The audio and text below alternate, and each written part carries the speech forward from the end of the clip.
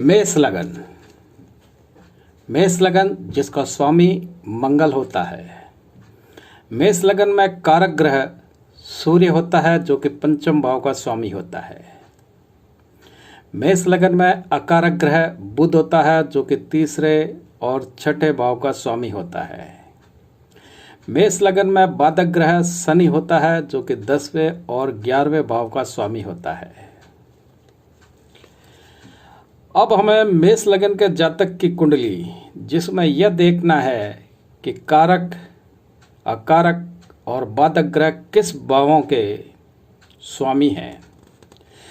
जिस भाव के ये स्वामी हैं वो भाव शुभ है या अशुभ भाव है, क्योंकि कुंडली में 6 भाव शुभ और 6 भाव अशुभ होते हैं। उसके बाद जातक की कुंडली में इन ग्रहों की स्थिति को देखकर हम किसी निर्णय पर पहुंच सकते हैं। चलिए आगे बढ़ते हैं। मेष लगन में लग्नेश के बाद में सबसे अधिक महत्वपूर्ण ग्रह होता है सूर्य, क्योंकि यह त्रिकोण का स्वामी है जो कि जातक को सफलता, समृद्धि, सम्मान दिलाने में सहायक होता है।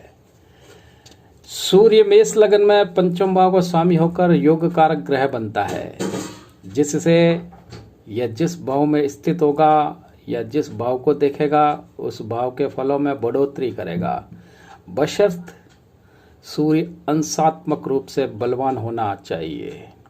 यदि अंशात्मक बल नहीं होगा तो फलों में कमी अवश्य करेगा। इसके अलावा सूर्य 6ठे, 8वें, 12वें भाव में होगा तो अपना शुभत्व खोकर अशुभ परिणाम देने में बिल्कुल नहीं चूकेगा, क्योंकि सूर्य जो है 6, 8, 12 में स्थित होकर भी विपरीत राजयोग का निर्माण करने में असमर्थ होता है। मेष लगन में सूर्य यदि त्रिकोण भाव में स्थित होगा तो जातक विपरीत परिस्थितियों में भी नहीं घबराएगा। सूर्य की महादशा, अंतरदशा, प्रत्यंतर दशा में अपनी स्थिति अनुसार शुभ और अशुभ फल अवश्य देता है, फिर चाहे महादशा उसके शत्रु ग्रह की क्यों न हो। मेष लगन में अकारक ग्रह बुध होता है। मेष लगन में बुध अशुभ तीसरे और छठे भाव का स्वामी बनता है। यदि यह बुध वर्गोत्तम हो तो ही शुभ फल देने के लिए बाध्य होगा। यदि बुध प्राप्तक्रांत होगा तो जातक समय आने पर अपनी बुद्धि की जगह क्रोध का अधिक इस्तेमाल करके संकटों में फंसता है। अकारक ग्रह के लिए कहते हैं कि यदि यह निर्बल हो तो ही अच्छा रहता है, क्योंकि यह अकारक ग्रह अपनी दशाओं में हानि अवश्य पहुंचाते हैं। वह शुभ भावों में इनकी उपस्थिति से भाव के फल का नाश कर देते हैं। ये मेष लगन में बाधक ग्रह शनि होता है। शनि मेष लगन के अंतर्गत 10वें और 11वें भाव का स्वामी होता है। बाधक ग्रह जैसा कि नाम से ही जाहिर होता है बाधा उत्पन्न करने वाला, अर्थात यह बाधक ग्रह जीवन के हर पड़ाव, हर क्षेत्र में बाधा उत्पन्न करने में पूर्ण रूप से समर्थ होता है। यह जिस भाव में हो, जिस ग्रह के साथ हो या इनकी दशा चल रही हो तो उस भाव के फल व उस युति संगत ग्रह के फलों में भी बाधा उत्पन्न कर उन्नति को अवनति में बदल देते हैं। अब शनि इस लगन में दशम के साथ 11वें भाव लाभ भाव का भी स्वामी है, तो हम ये नहीं समझें कि एकादश यानी कि लाभ भाव का इसको फल नहीं मिलेगा।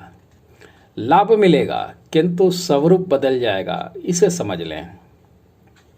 मेष लगन चर लगन है। चर का अर्थ होता है चलायमान। तो इस लगन के जातक कभी आराम से बैठना पसंद नहीं करते, अपने फायदे की फिराक में भागते हैं, दौड़ते हैं, लेकिन शनि धीमी गति का ग्रह है और वो लाभेश भी है, तो भाग दौड़ का जो फल इस जातक को मिलेगा देरी से ही मिलेगा। किंतु जातक परेशान में आकर के, लालच में आकर के भाग दौड़ करता रहता है और उसको जब फल मिलने में देरी होती है तो उसकी नीयत तक भी बदल जाती है। नियत बदलने में देरी नहीं लगती और जातक उल्टे सीधे कार्य कर बड़ी बाधा में फंस जाता है। यदि बाधक ग्रह वक्रीय हो जाए तो परिणाम बहुत ही अधिक देरी से मिलेंगे। मेष लगन के लिए अन्य जो ग्रह हैं, जैसे कि मेष लगन का स्वामी लग्नेश स्वयं मंगल होता है, जो कि सेनापति है, वो जातक अपना रौब बरकरार रखने के लिए आतंकित कर सकता है। लोग इसका सम्मान भय के कारण करते हैं। यदि मंगल शुभ स्थिति में हो और बलवान हो तो जातक हर कठिनाई को पार कर अपने व्यक्तित्व को निखार लेगा। बड़ी से बड़ी समस्या इसके लिए आसान हो गई। मंगल यदि छठे भाव में या लगन में स्थित हो तो जातक इंजीनियरिंग, मेडिकल, सेना, पुलिस, वकालत, कोर्ट के कार्यों से रोजगार कमा करके जीवन यापन करेगा। लेकिन मंगल दूषित होने पर रक्त विकार, बवासीर, नक्सीर, ब्लड प्रेशर, कोर्ट कचहरी के चक्कर, भाइयों से विवाद, शस्त्राघात, अग्निकांड जैसे अशुभ परिणाम भोगने पड़ते हैं। मेष लगन के अंतर्गत गुरु का फल। मेष लगन में गुरु नवम और द्वादश भाव का स्वामी होकर के भाग्येश कहलाता है। इसी कारण द्वादश से अधिक भाग्येश यानी कि नवम भाव का फल अधिक देता है, क्योंकि यह लग्नेश मंगल का परम मित्र है। इसलिए मेष लगन के जातकों को यह उन्नति, मान प्रतिष्ठा, विद्यार्जन करवा कर भाग्योदय में पूर्ण रूप से सहायक होता है। वह समय पर धन की व्यवस्था भी करवाता है, व्यवस्था चाहे कर्ज के रूप में ही क्यों ना हो। जन्म कुंडली में मित्रों योग कारक ग्रह, अकारक ग्रह, बाधक ग्रह का उपचार किसी योग्य ज्योतिषी की सलाह से करवाना चाहिए, क्योंकि जातकों का 75% जीवन चक्र में सुख दुख, समृद्धि, मान सम्मान, संपत्ति इन ग्रहों पर ही निर्भर रहती है।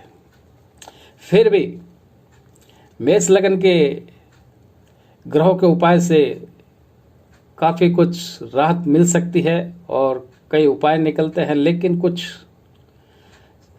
ऐसे उपाय हैं जो मेष लगन के हर व्यक्ति को करने चाहिए।